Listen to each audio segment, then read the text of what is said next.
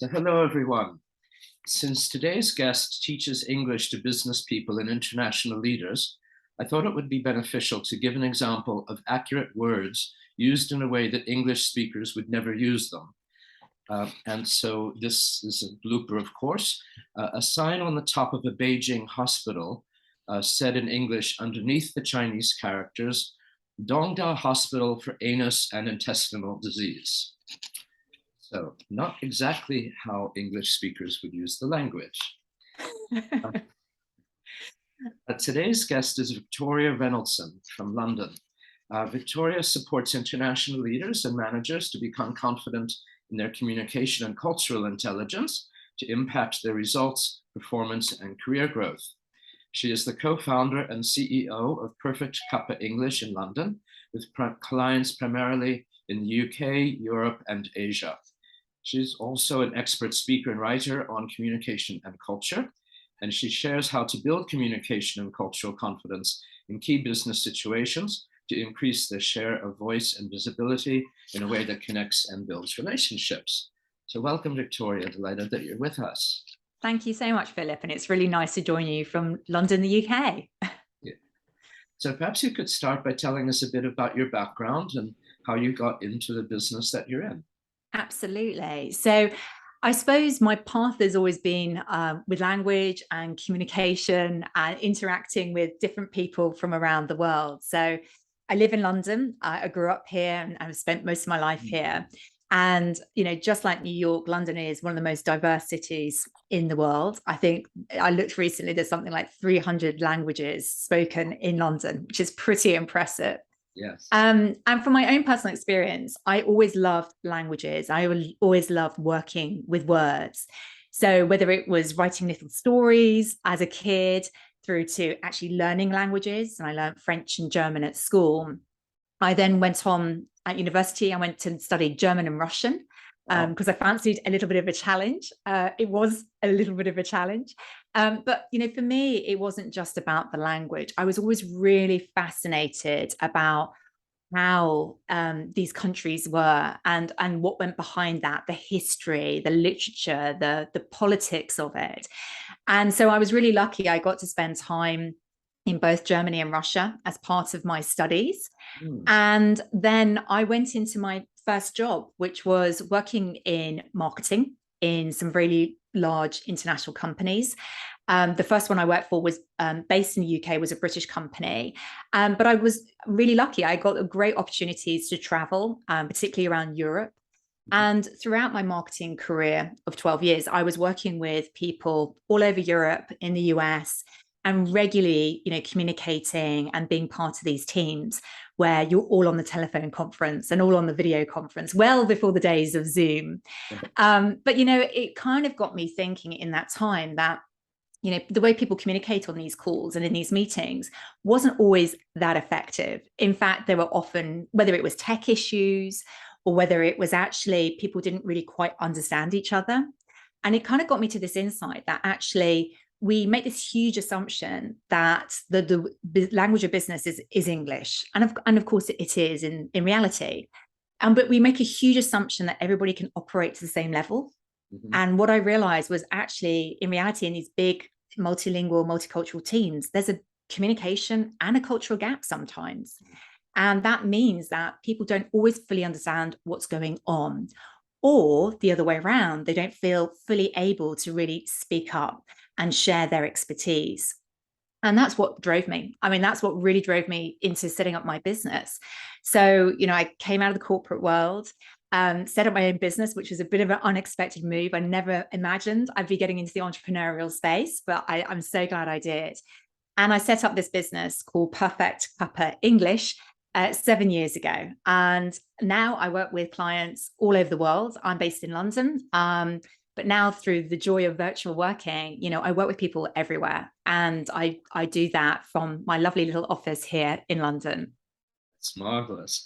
I think we should perhaps back up for the benefit of Americans who are not familiar. Sure. What a cuppa is. Oh, sure, of course.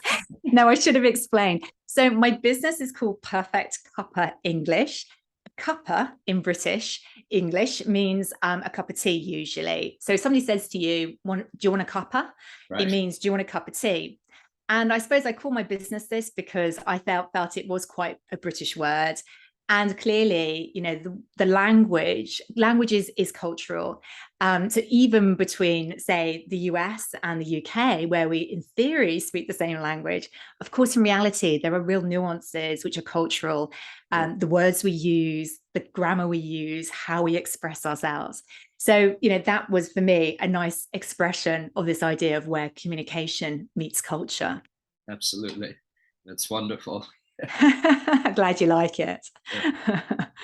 Yeah. And so Americans, we would not say, would you like a cup of, well, we would say, would you like a cup of coffee? But don't normally use the word cuppa by itself. So. Ah, interesting. Okay. So that's always good to know.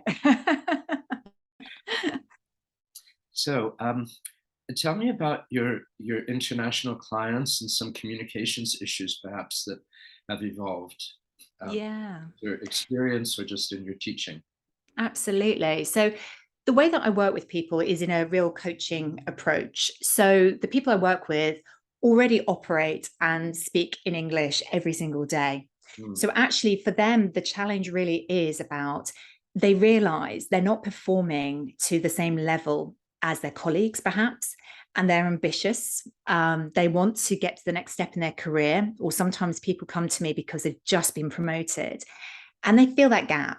So although they, in theory, they are operational, they don't have the strategies and the flexibility to really express themselves in the way they want. And I had a particular client once who once described it to me. Let's say, for the sake of her confidentiality, her name was Maria. She described it as, I just don't feel 100% me. I don't feel like 100% Maria.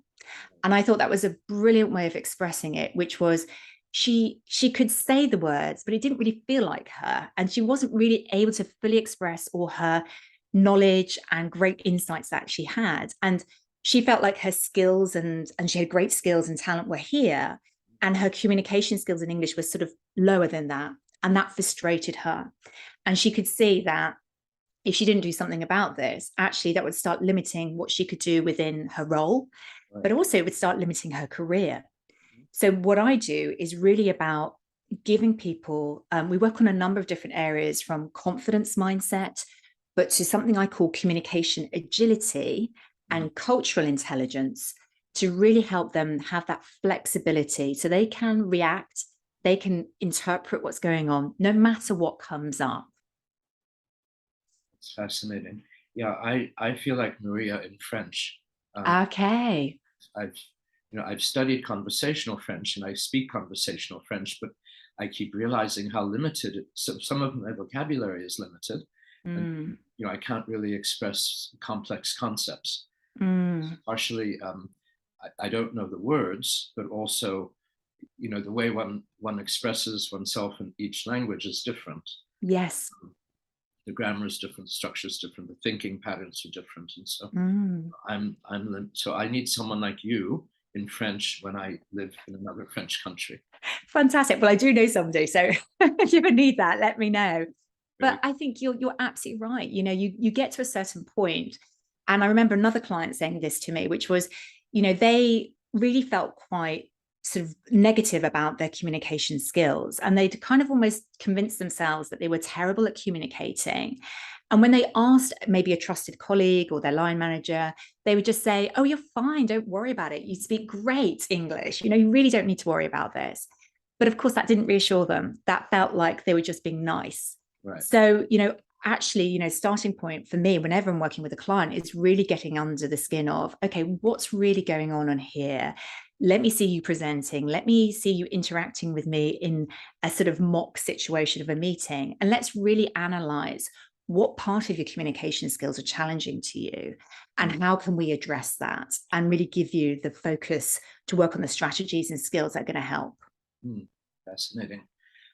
Do you use your French and German and Russian when you work with other clients? That's a really great question. So the answer is no. I very deliberately work in English because what I really want is for people to be fully immersed and fully focused.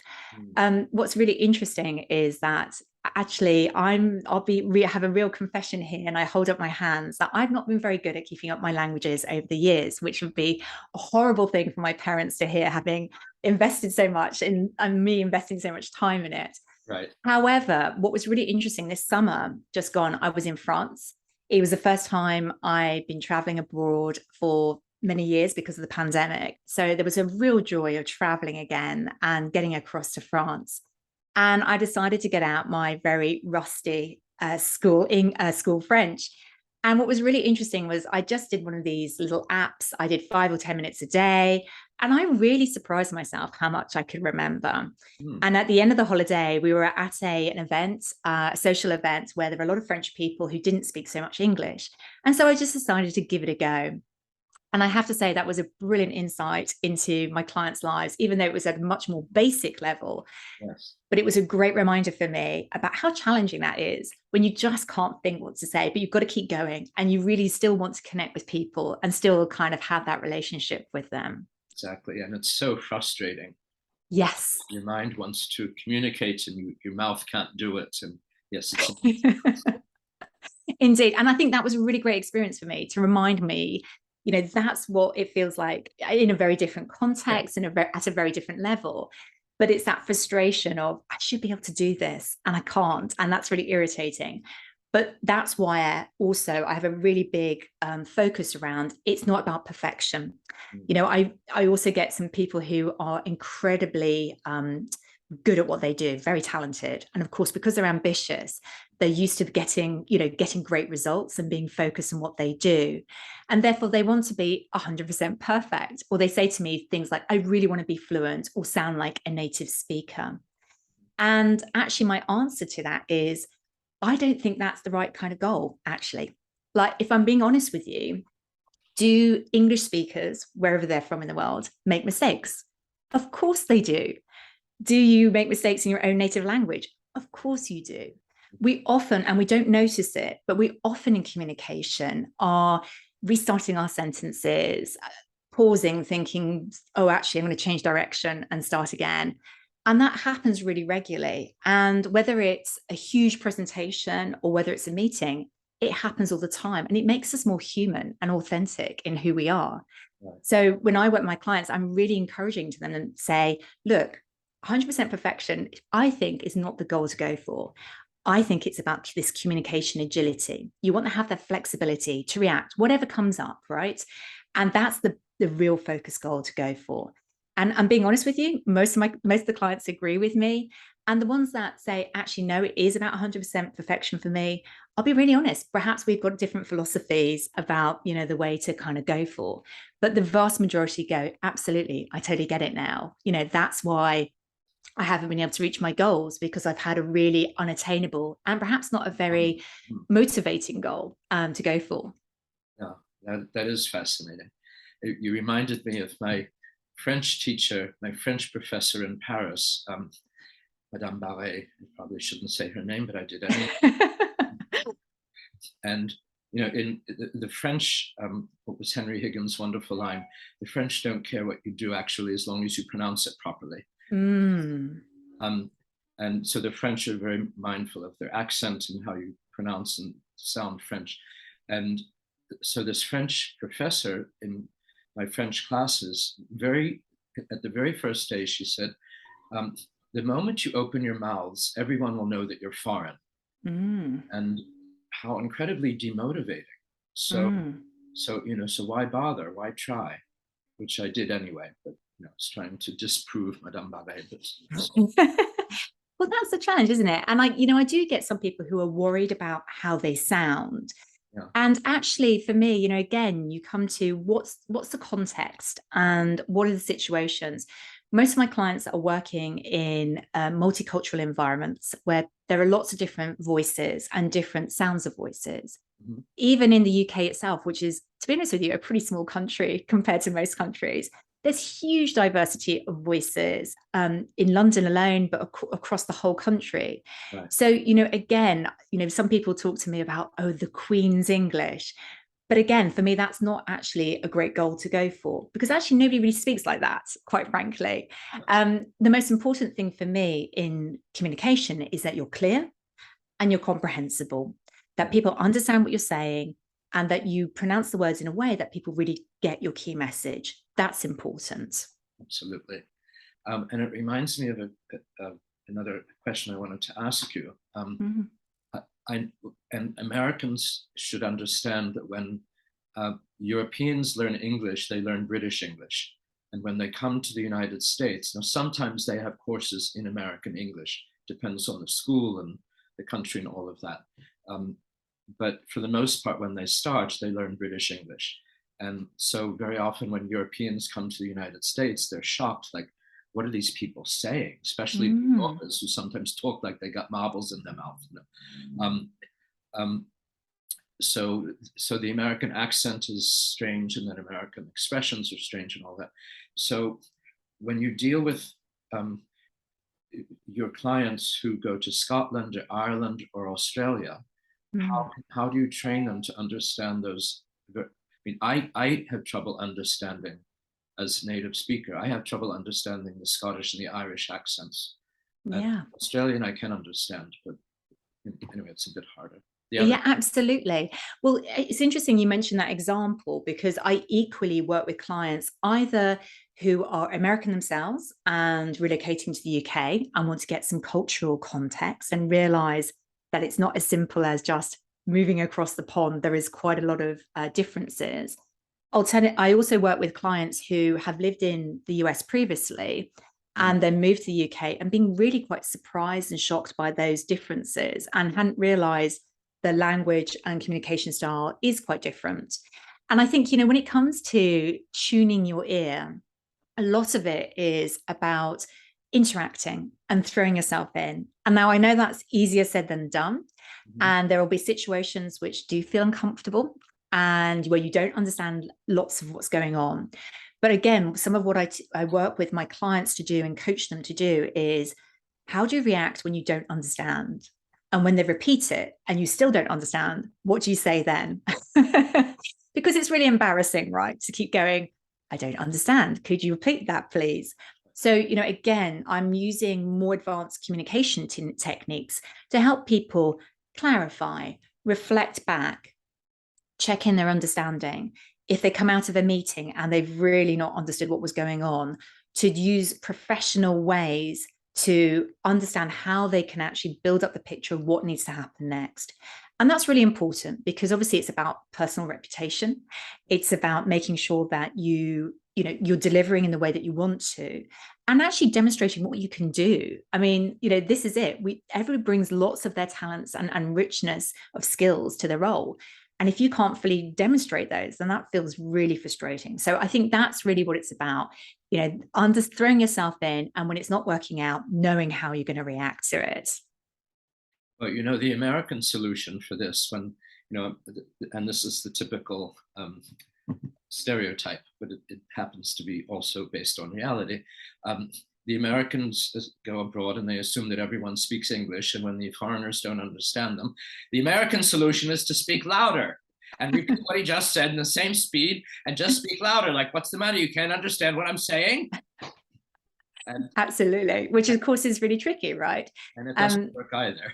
No, and I think that's the other thing I'm very passionate about is, I want to make it, equal experiences for teams. So I do actually work with native speakers of English to say to them, have you thought about how you're making your meetings inclusive spaces?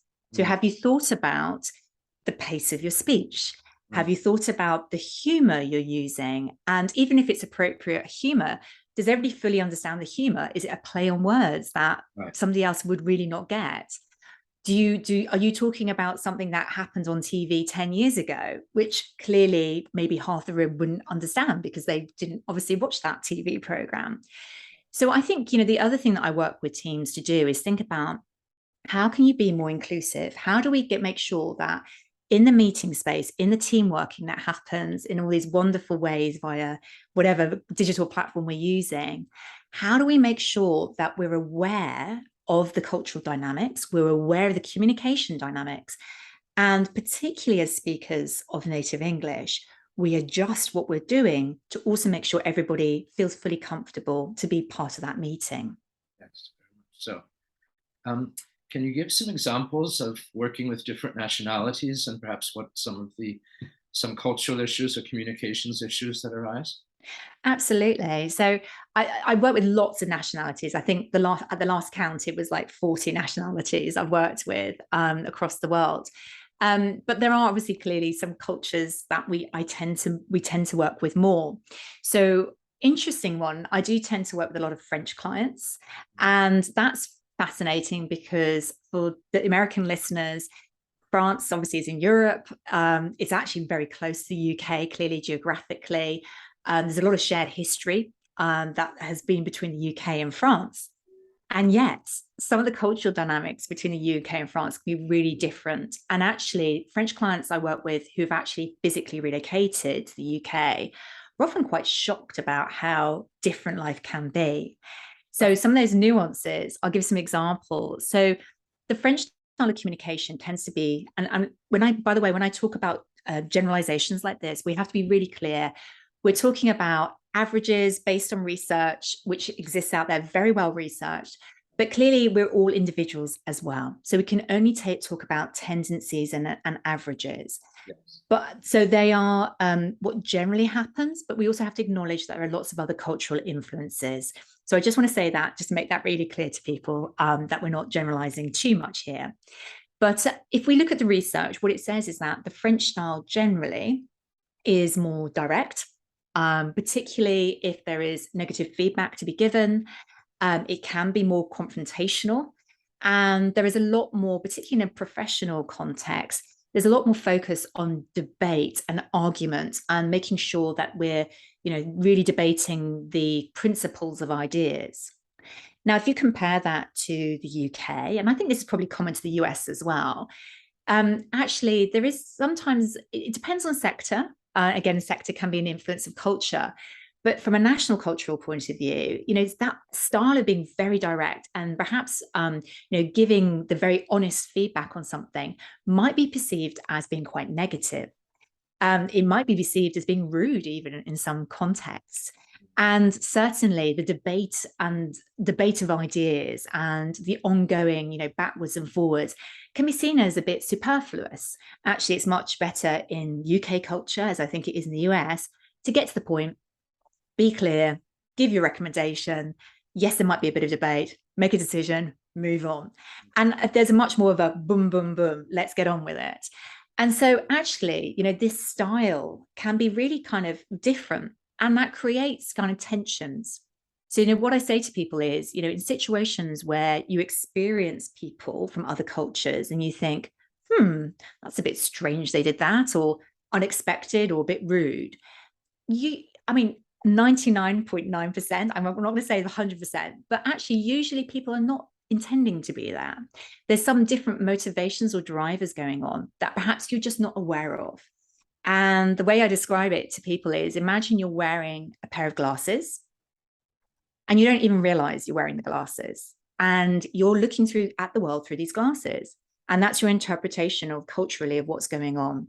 So actually, the other people are wearing different glasses. So what they're doing for them isn't particularly rude or unexpected. It's just professional. It's the way they do things. And I think that's the point for me. Sometimes we just don't realize what's going on with the dynamics. When you say that the French debate points a lot, is this giving alternative points of view about a specific business issue, or is it more philosophical almost? I think it depends on the context, but I think there can be a lot of alternative points of view. It can be about testing the idea, making sure it's the best idea. And I think, if you would talk to somebody who was French, they'd say, well, we're building the best idea that we can. So we're trying to strip it back down and then make sure it's still robust enough for what we're trying to achieve. So actually, they might therefore see the British style of kind of just quickly getting to recommendation approval as, well, actually, you're not really, is it thoroughly tested? Is it thoroughly, is everybody really bought in? Because has everybody really put their point of view across, or were they just being polite or indirect in their feedback? So, that's an example from France. But there are lots of different examples. And I think what is really interesting when it comes to communication and culture is that where we sit in the world, it's always about relativity. Yeah. So if I take the British example, I've mentioned that the UK could be, for people in the UK, might be experienced as less direct than in France. But in Japan, they would be even more direct than in the UK. Sorry, less direct than in the UK. So the British would be experienced as quite direct by Japanese people. So this is always about cultural relativity. And we have to understand, it's not about just A and B, it's about globally what's going on as well. Right. Yes, very true. What about other nationalities? For example, do you deal with East Europeans? Actually, interestingly, not so many East Europeans. I mean, certainly I've worked in Russia. Worked a short time in Russia on some project, and I lived in Russia for a time. I mean, I think what's really fascinating about Russian, culturally, but also from a language point of view, is that they sort of don't tend to use the word please and thank you in quite the same way that we use it in the UK. So when I went to Russia, and there was, I think that somebody was, asking for some tea, I would have said something like, would you please give me some tea, or would you mind passing me the tea? And the literal translation of the Russian was something like, give tea, or give me tea. So there isn't this cultural use of please and thank you in the same way.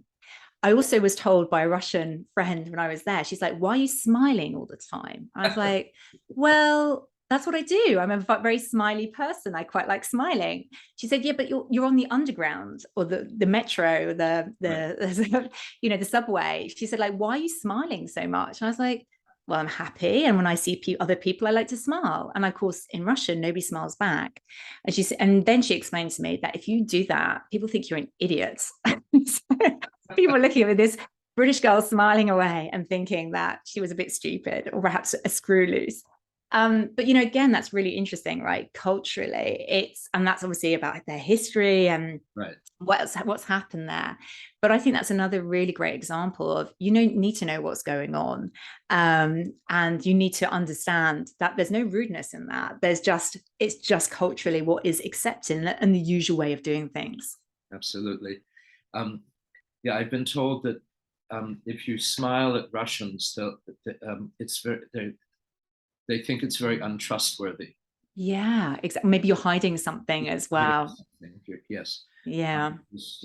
Russian history has been so negative and heavy and sad and difficult and all of that. You just don't smile. And, it's the idea of the very thick walls of the Kremlin, for example, and because of the very harsh winters, there are extremely thick walls around buildings.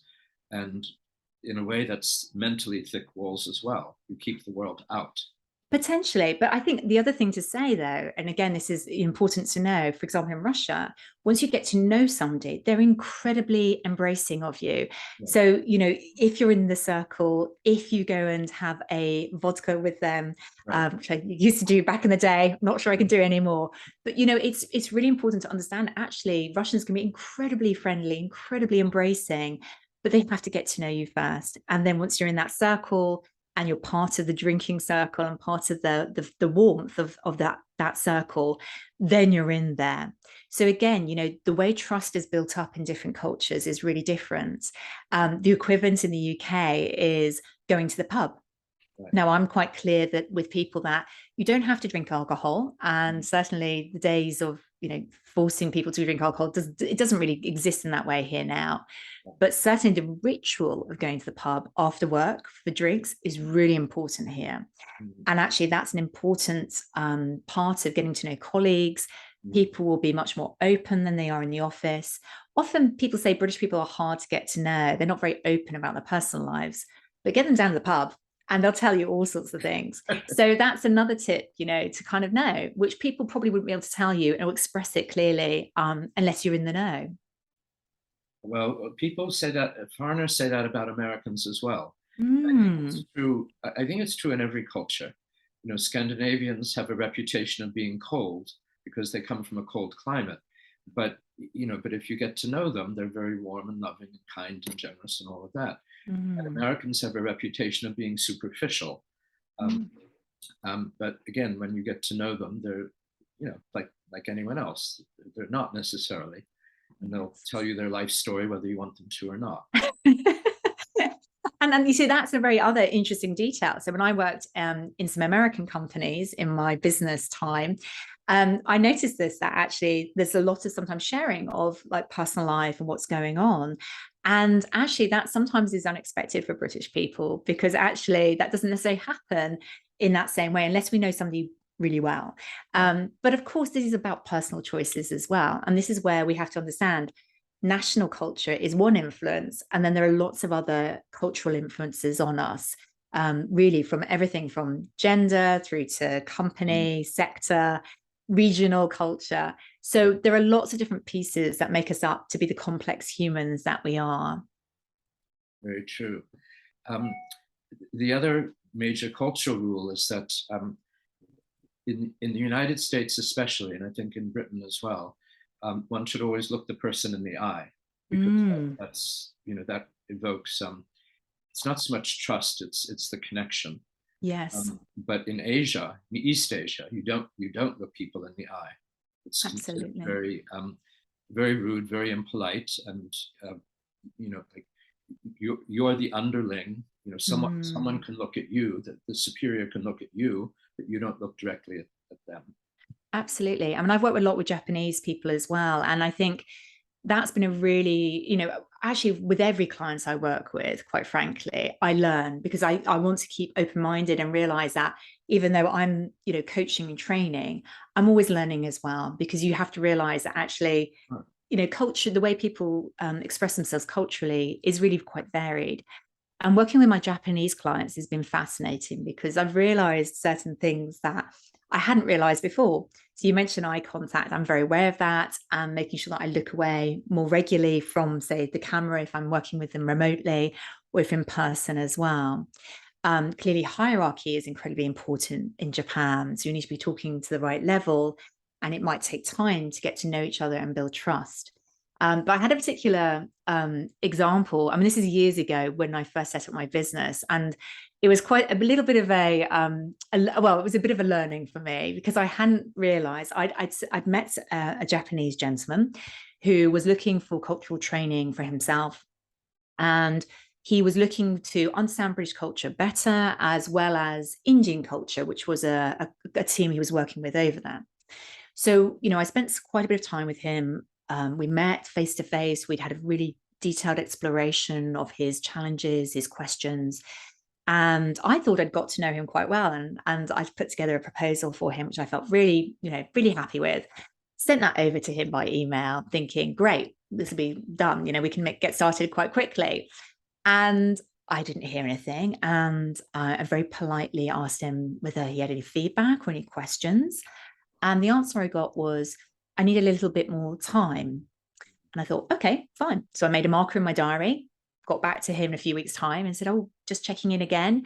And A marker in your calendar. oh, a calendar. Sorry. Sorry. Thank you for translating. This is why we need this, right? Right. And he said, gave me the same answer. He said, I need a little bit more time. And I thought, that's interesting. That's exactly the same answer he gave last time. Oh, well, I'll make another mark in my calendar, and I'll try again, perhaps to give a bit more time now.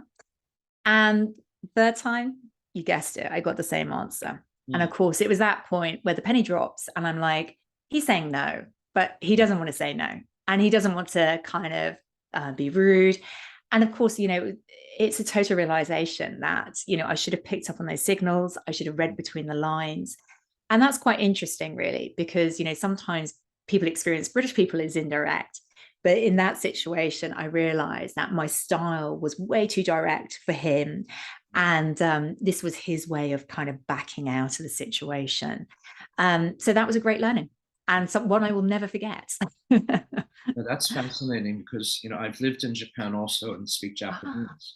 Oh, fantastic. Wow. And I never heard that excuse, that reason. Mm. When you say I need more time, it's because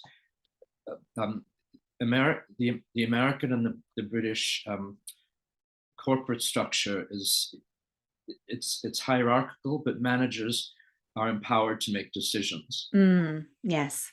Whereas in Japan, it's very much a consensus. And you have to get the whole buy-in from the team, from all of the teams, the accounting team and the manufacturing team and the marketing team. And they don't come to a conclusion right away. Americans will say, all right, this is what we're going to do. Now figure out how to do it. Yeah. Boss, says to the manufacturing side or the research side. Whereas in the Japanese way is much more, you get the buy-in from all of the departments first. And then you say, okay, yes, we're going to proceed, or no, we're not. But so this, to me, I need more time. To me would mean we haven't reached consensus yet that we need how we're going to implement this, if we're going to do it. Yeah. If they wanted to say no, they would say something like, I'm not quite sure we can do that, or it might be rather difficult, or I'm not quite sure it can be done, something like that, much more. Fascinating insight. Yeah. Well, I mean, this is it. I think, the reality is we're always really learning, right? In terms of culturally what's going on. And I think, that's where, for me, I feel incredibly grateful that I get to meet clients from all over the world every day and have these experiences and keep learning. And I think that's the important bit about, if we keep open minded and we keep curious and realize that sometimes we are making great assumptions, then actually, if we kind of question and just gently understand what's going on, explore what's going on, we can get to a better place. And that means that can take away some of these great frustrations or miscommunications that go on, these things that happen within teams. And actually, this isn't just about soft skills, right? Like these can have really tangible, hard problems for businesses. Like it can actually delay projects, it can lose money, it can lose customers, because we just haven't understood what's really going on. Yes. When I was working with a Dutch client a few years ago, and they were trying to build business in the UK, and really, I think they had some customers here already, but they were kind of really struggling to build up the business, and they felt like they were missing out on opportunities because they didn't really understand what was going on in the conversations. And just for the benefit of your listeners, I mean, Dutch people are usually virtually bilingual English. They have incredibly high skills in English. So by any other standard, they would be considered fluent in English. Their challenge was really cultural and understanding how to connect well with their customers. Fascinating. Yeah. And was it the marketing words they were using, or the expressions, or just something? So they were coming across as too pushy. And what was really interesting was actually they would fly in for a short period of time to have a meeting or two and then fly out again. And what they hadn't realized was the time that was sometimes needed to kind of get to know, to kind of have more social side of things. But also some of the, I was helping them to also understand and interpret some of the diplomatic style of communication that goes on in the UK, so that they could really explore and how they could question back. An example of that diplomatic style? Yeah. So, I think there are lots of different things that go on with diplomatic communication. But, sometimes in the UK, you will get positive message, the negative message. So like nodding and yeah, that sounds really interesting. However, maybe we need to think about, or, oh, that sounds really good. So it sounds really positive at the forefront, but it's actually not. It's hiding. It's a gentle letdown, and it's hiding kind of the more negative message behind it. In extreme situations, people won't actually give any negative messages. They look like they're agreeing. They've got all the positive body language. They're nodding, but actually, when it comes to the follow-up, then they're not either replying or they're just it's a no. So that's the other thing that sometimes kind of goes on. That's fascinating. Also, it reminds me that the Brits think they're very direct in communication, and the Germans think they're very direct in communications, and the Americans absolutely think we're very direct in communications. And I find that the British are much it's a combination between, they're in the middle of the ocean. They're between the Europeans and the Americans. So to me, the Brits are much more polite and soft um, and in a way gentlemanly, whereas Americans are very abrupt and direct, and it seems very rude. So if you ask an American something, yes, no, yeah, I'll get to it, yeah, I'll do it, whatever. Are you sure this can be done? Yeah, I can do it. Whereas if you ask a Brit the same question, it's usually, I'm quite certain it can be done. Yeah. But, I'd rather think so. Putting in these qualifier words, which an American would never say, I'm quite certain. It's almost an oxymoron, isn't it? Yes, yeah. A contradiction. Yeah, I mean, exactly. And you find these kind of qualifiers, are softening extremes of language. So, saying something is, quite good. Yes. Maybe it's not so good after all. What does that really mean? Yes. Or it's quite interesting. Quite interesting. Yeah. But I think a lot of it also, the other thing that I work on with diplomatic communication is it's not just what you're saying, it's the tone of voice as well, how you're saying it. So I could say, oh, it's quite interesting, and that's nice and positive. Or I could say, that's quite interesting. Yeah. And that more hesitant questioning would suggest, indicate in a very subtle way that really I'm not that interested at all. I think it's really not that interesting. So I think, it is subtle. And for some cultures, that style of diplomatic communication is a total nightmare because it's hard to interpret what's really going on. And it feels like, actually, it doesn't feel, in some situations, somebody said to me, actually, it doesn't feel very honest, does it? And I was like, what do you mean? Of course they're being honest. But actually, I did get what they meant, which was, it doesn't feel like it's being totally telling the truth. Whereas actually, take German style, I lived in Germany. If somebody doesn't like something, they'll say, no, I don't like it. And there's no extra words, there's no tone of voice in that. It's just a message that's given. Now, in some ways, I quite like that. It used to make me smile because I realized there's no intention to be rude there or to hurt my feelings. It's just purely they're giving a view, and that's the normal way of doing things there. Right. Yeah, that's very true. This has really been quite fascinating. I'll take that positively. Frankly, because in French, it's the French tend to be more negative in their language. So if you ask someone, how's it going? An American would say good or well, or, okay. Where the French would tend to say pas mal. It's not bad. Yeah. And the not bad is sort of an indication of mentally focus on the negative instead of the positive. And I found that in other French interactions where they, again, I don't know quite how to say it, but the Americans tend to be very optimistic. And if you tell an American something can't be done, the American will absolutely find a way to do it. Right. So there's that positive mindset and the belief in it. Yeah. And especially men. Men love the challenge, and you can't tell an American man, no, it can't be done, because immediately he'll start thinking of how to get it done. Where the French would much more readily accept, no, it can't be done. Because, in a way, the weight of history. It's very, very interesting. Yeah.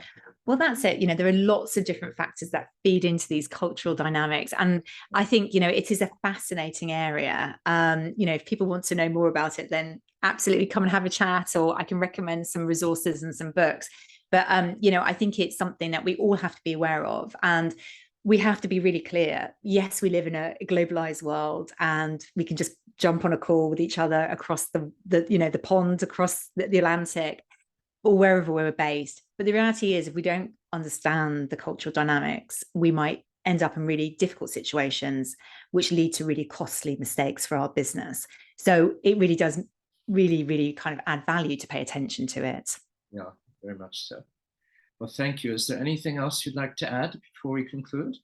Yeah, thank you. Well, Philip, it's been a real joy to join you today. Thank you. It's really kind of you to invite me onto the podcast. And I suppose if anybody's listened to this episode and really, interested in the topics, there are a couple of things that people can do as follow-up. So please do come and connect with me on LinkedIn. I'm Victoria Rennoldson, a funny spelling with 2 N's. So Rennoldson.